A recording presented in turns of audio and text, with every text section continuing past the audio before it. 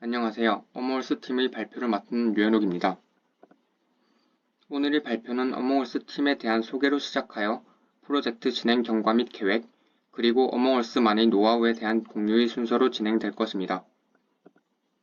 어몽어스 팀은 패스트 패션으로 인해 발생하는 많은 환경 오염에 대한 심각성을 깨닫고 이에 대한 사람들이 특히 현재와 미래의 주 패션 소비자층인 MZ세대를 대상으로 재미있는 활동으로 인식과 행동의 변화를 이끌어내기 위하여 활동하고 있습니다.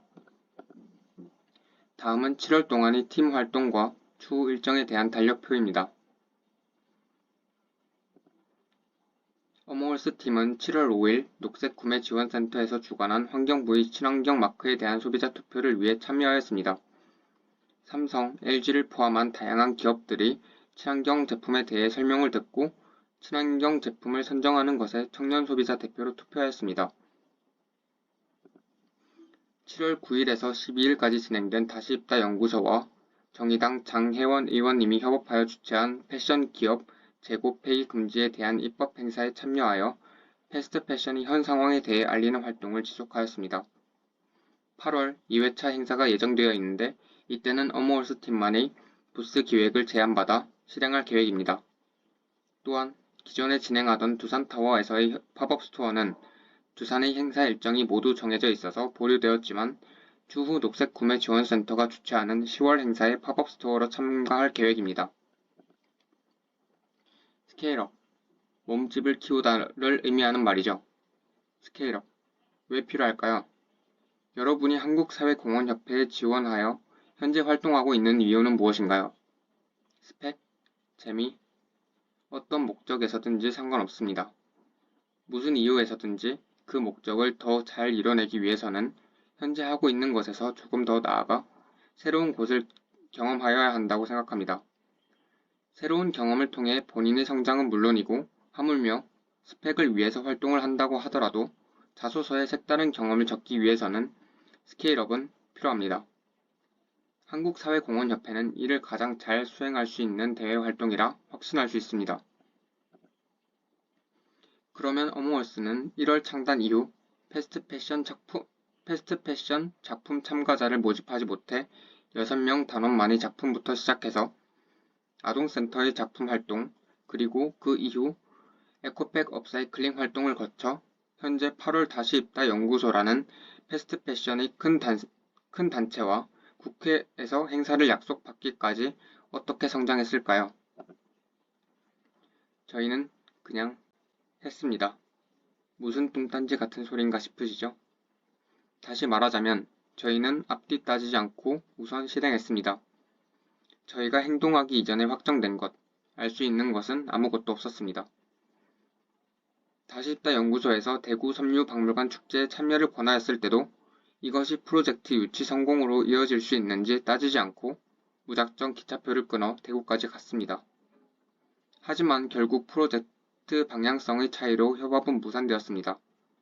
그렇지만 저희는 또 서울에서 하는 프로젝트에 참가자의 입장으로 무작정 찾아갔습니다. 이렇게 찾아갔을 때는 끝끝내 국회 협업 제안을 받을 수 있었습니다. 한편으로는 무모하다고 생각할 수 있지만 이런 열정이 한 단계 더 큰 프로젝트로 나아갈 수 있는 발판이었다고 생각합니다. 두 번째 노하우는 협업단체와의 지속적인 협력체계 강화입니다. 협업 확정을 받은 이후에도 저희는 기관과의 지속적인 협력체계를 강화시키기 위하여 기관이 주최하는 행사에 주기적으로 참석하였습니다. 앞에 말씀드린 것처럼 환경부와 서울시 산하단체인 녹색구매지원센터의 녹색제품 소비자 투표 행사에도 참여하는 것을 제안받아 청년층의 의견을 제공하며 협업단체에 도움을 드렸습니다. 또한 다시 입다 연구소 국회 행사에도 참여하면서 8월 행사 참여에 대한 약속을 받을 수 있었습니다.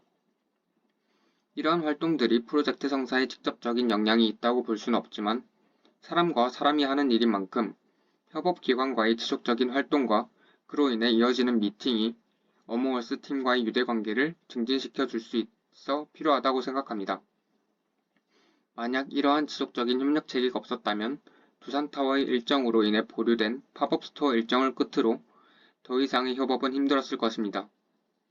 하지만 그렇지 않았기 때문에 10월의 행사 유치에 대한 약속을 받을 수 있었습니다. 세 번째 노하우는 프로젝트에 대한 구체적인 조사입니다.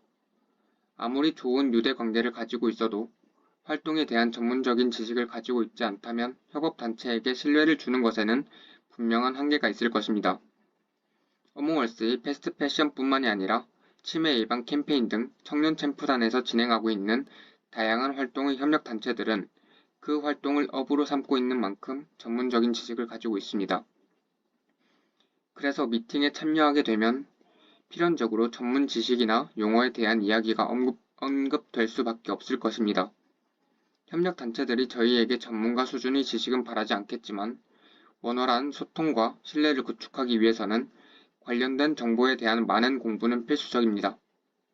그래서 저희 어몽어스 팀은 3월과 13기 단원이 새로 들어온 5월 두 차례에 걸쳐 패스트 패션에 대한 2주간의 조사 기간을 가졌습니다.